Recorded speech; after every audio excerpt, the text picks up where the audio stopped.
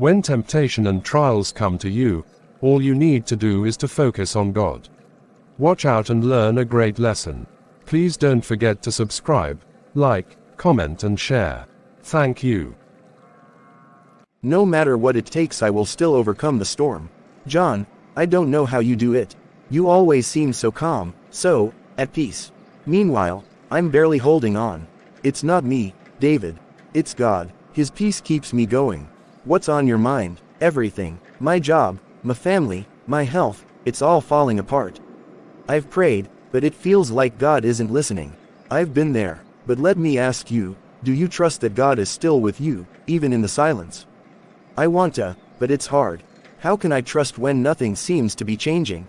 Trust isn't about what we see. Remember what Paul said in 2 Corinthians 5:7, we walk by faith, not by sight.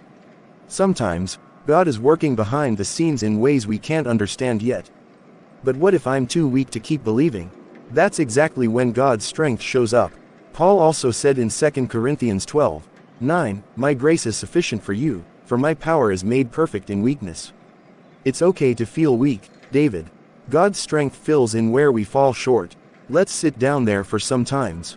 I am really tired. Okay, I guess I've been trying to do everything on my own. That's the problem many of us face. We think we have to carry it all. But Jesus said in Matthew 11:28, come to me, all you who are weary and burdened, and I will give you rest. Have you truly given your burdens to Him? Not completely. I've been holding on to my worries, thinking I can fix everything. Let go, David. Trust God with every piece of your life, even the broken ones. He's the master at making something beautiful out of our mess. It's hard to let go, but I think I'm ready to try.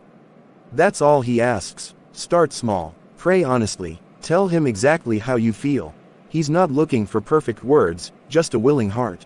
Thanks, John. I'll try to lean on Him more and stop relying on my own strength.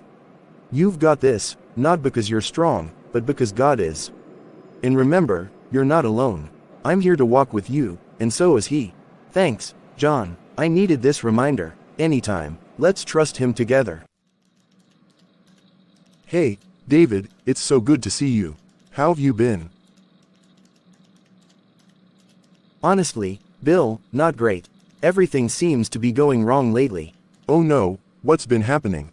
Where do I start? I lost my job last month, my car broke down yesterday, and now I'm behind on rent. I've prayed, but it feels like God has forgotten about me. Meanwhile, everything seems to be going perfectly for you. David, I won't lie, things have been going well. I just got a promotion at work, and my new project is gaining a lot of attention. But that doesn't mean I don't understand hardship. It's just hard to see God's goodness when nothing is going right. Why is He blessing you and not me? I've asked those questions before too. But you know, God works in seasons.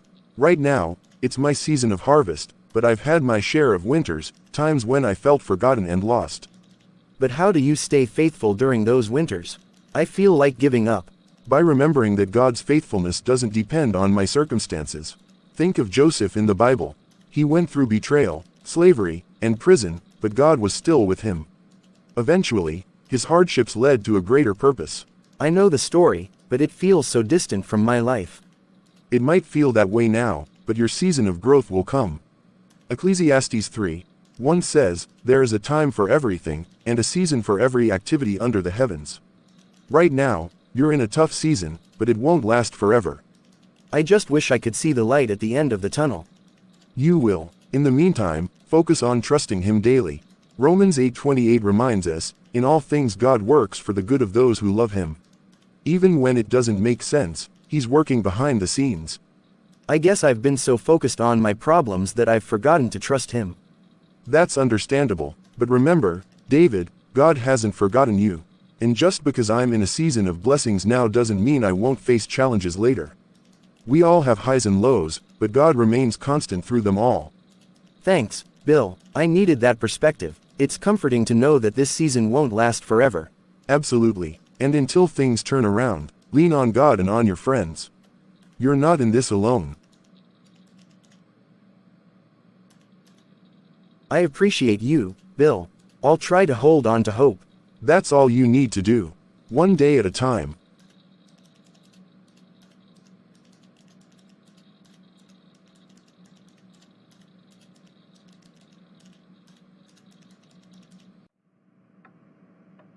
David, my man. Long time no see. You look troubled. What's going on? Jake, it's been tough. I've lost my job, and I'm drowning in debts. I don't know how much longer I can hold on. That's rough, my friend. But you're in luck. I've got a way to turn your life around, fast. Fast? What are you talking about? There's a group I'm involved with. Let's just say they have special ways of making money. Big money. All you have to do is perform a few rituals, and you'll be set for life. Rituals? You mean dark stuff? Come on, David. Don't be so naive. Think about it. No more debts, no more worries. You could live like a king. Jake, I don't think I can do that. It's wrong, and it goes against everything I believe in. Beliefs? Morals? Where have those gotten you? Look at you, struggling, stressed, barely surviving. Meanwhile, I'm living the good life. Don't you want the same? Of course I want a better life, but not at the cost of my soul. Your soul? David, this world isn't fair. You either take control or get crushed. Stop waiting for some miracle. This is your chance to change everything. And lose myself in the process. No, Jake, I'd rather struggle with integrity than gain the world and lose my soul. You're making a mistake. Do you think anyone will care about your integrity when you're broken, forgotten? Maybe not, but I know God cares. Matthew 16:26 says, "What good will it be for someone to gain the whole world, yet forfeit their soul?" I won't trade my eternal peace for temporary wealth. Suit yourself. But don't come crying to me when you're still stuck in this mess. I'd rather endure my struggles with God's help than follow a path that leads to destruction. Fine. Have it your way. But remember, this was your chance. Lord, give me strength to stay true, no matter how hard it gets. Excuse me then. Go and die of hunger, and go to heaven when you die. Have a nice day, my good friend. I want to thank you all for making out time to be here.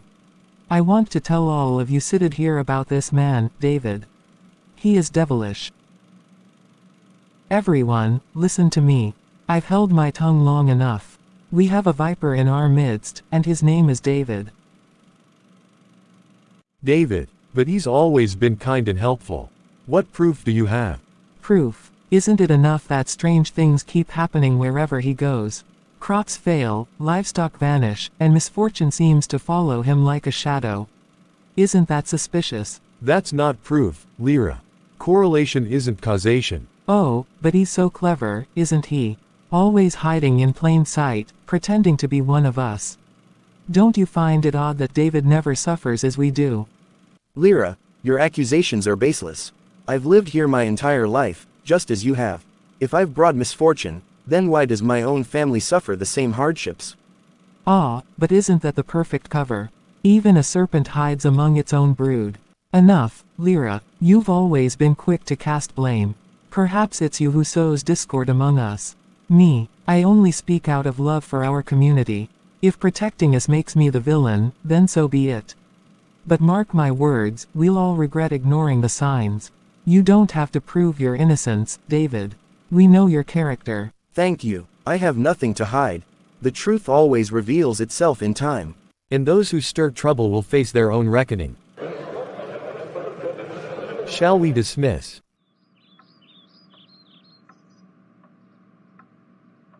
Look at you, David. Sitting there like a useless lump. Another day, another empty purse. What good are you to me? I'm doing my best, Mira. Work is scarce, and the fields have been unkind this season. Unkind this season. Always excuses. Other men provide for their families. But you can't even keep a roof over our heads without it leaking. I've been fixing the roof. It'll hold through the next rain, I promise. Promises. That's all you ever have. Promises and failures. When was the last time you brought home more than a few coins? I may not have much, but I've always been honest. I've never lied to you, Mira. Never taken the easy way out. And what has your honesty bought us? Poverty, shame. You think that's something to be proud of? I know it's not enough. I feel it every day. But I'm trying, Mira. For us. For us. Don't pretend this is for me. If you cared, you'd find a way, any way, to get more. But no, you're too weak. Too afraid. I won't turn to crime or dishonor, no matter how desperate we are. You may think me weak, but I still have my integrity. Integrity won't fill our bellies, David. Maybe I should have married someone with ambition. Someone who could lift me out of this wretched life. You knew who I was when you married me. I've never pretended to be more than what I am. If you truly regret it, say so. But don't throw words like daggers every time life is hard. Regret, maybe I do. Or maybe I just hate seeing what I could have been, chained to your failures. If that's how you feel, I can't change it. But I'll keep working, no matter what you say. Not for your approval, but because it's the right thing to do. Why are you here this time of the day?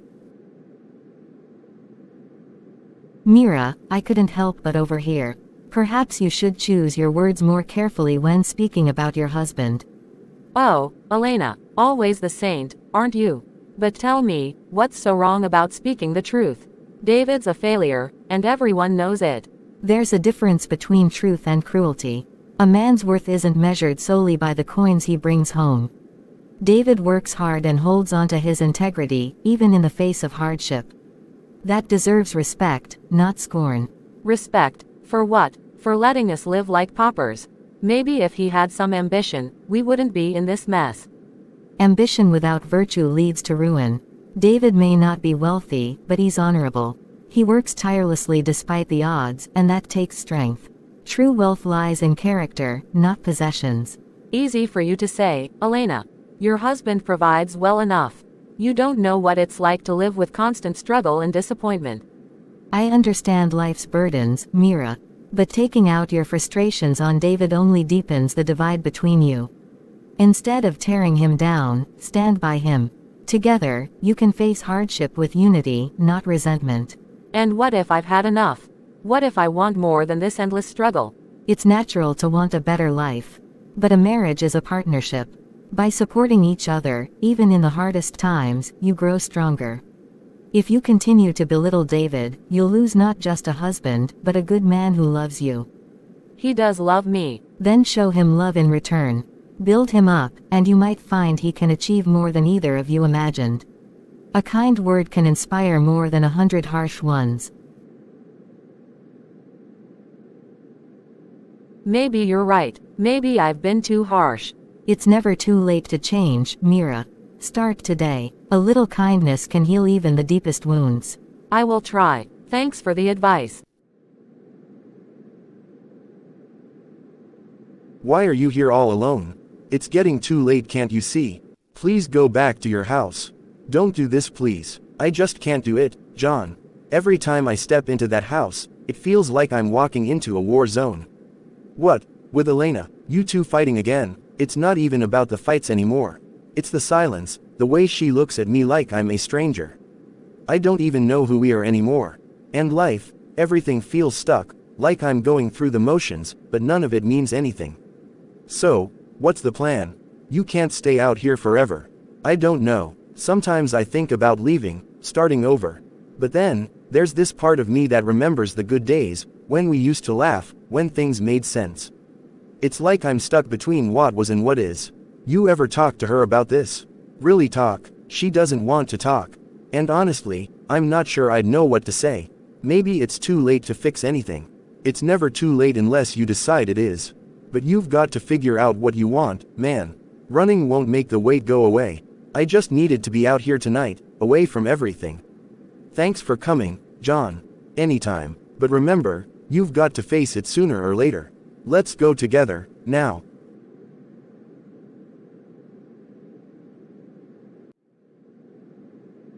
Thanks for escorting me. You may go now. I want to see you go into the house. Before I leave.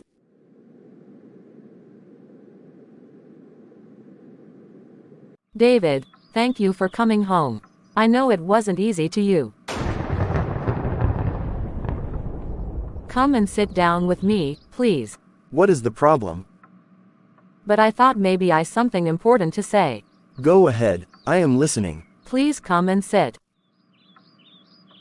I've been thinking a lot since you left. About everything I did, and how I treated you. I was wrong. I hurt you in ways you didn't deserve. You did. You made me feel small, like I was never enough, no matter what I did. I know, and I can't begin to tell you how sorry I am. I was so blinded by my own pain, my frustrations, but that's no excuse. I took it all out on you when all you ever wanted was to love me.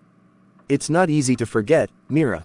The yelling, the constant criticism, the way you made me feel like a stranger in my own home. I've been working on myself. I've started therapy, and I've realized how much damage I've caused. I don't want to be that person anymore. And I don't want to lose you forever. It's good that you're working on yourself. But how do I know this isn't just words? That things won't go back to how they were if I come back. I can't ask you to trust me overnight. I know I have to earn that. But I want to show you that I'm changing. I want to listen more, to be a partner, not a tyrant. I used to dream of hearing you say something like that, but I'm scared, Mira. I don't know if I can go through that pain again. I understand. I've broken your trust, but I'm willing to take it slow. Even if it takes months or years, I'll keep proving myself to you. Because you're worth it, David. You always have been. I still love you, Mira. But love alone won't fix this. If we're going to try, it has to be different. No more walking on eggshells. Absolutely. I want us to rebuild on honesty, respect, and love. And I'll do whatever it takes to make that happen. In hunger, in hardship, in pains and in good times. I will be there for you.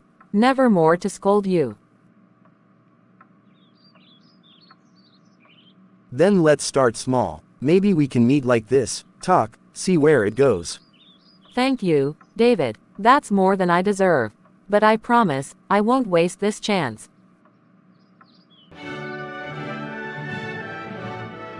Thanks for forgiving me.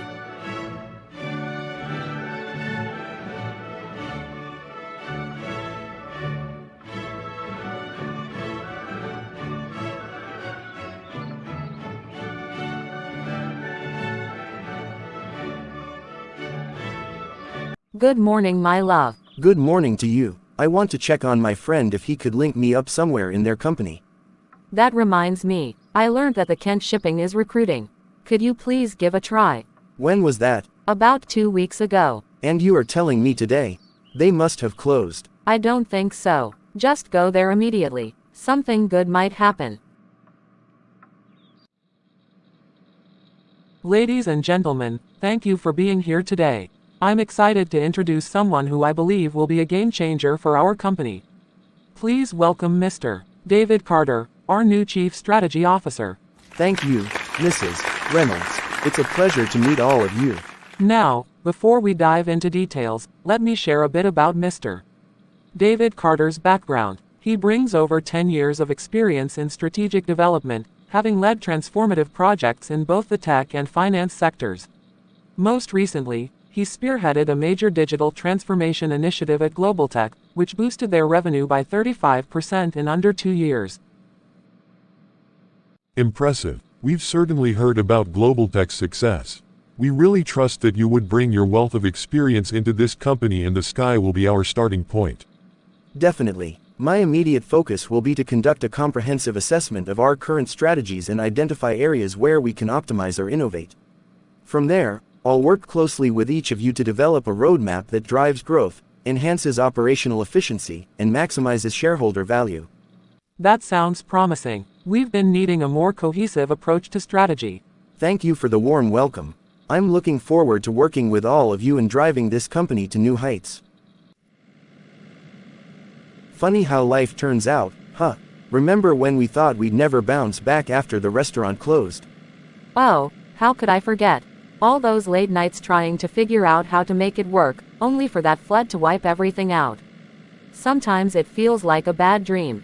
And then scrambling to pay off the loans. I was sure we'd lose the house. Honestly, I thought we'd be stuck forever. But here we are, both working at one of the biggest companies in the city. Who would have thought? Yeah, sometimes I wonder if the universe was just pushing us in a different direction. It's not what we planned, but it's stable. It's safe. Safe isn't bad. It's given us time to breathe, to rebuild. And hey, we're not just surviving anymore. We're planning for the future. True. I mean, We've got retirement plans now, insurance, savings.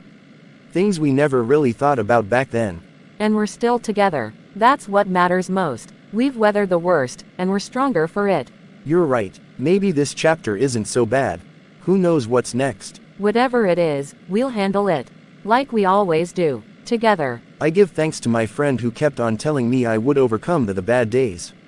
And to Elena who talked senses into my head. I love you, darling. I love you too.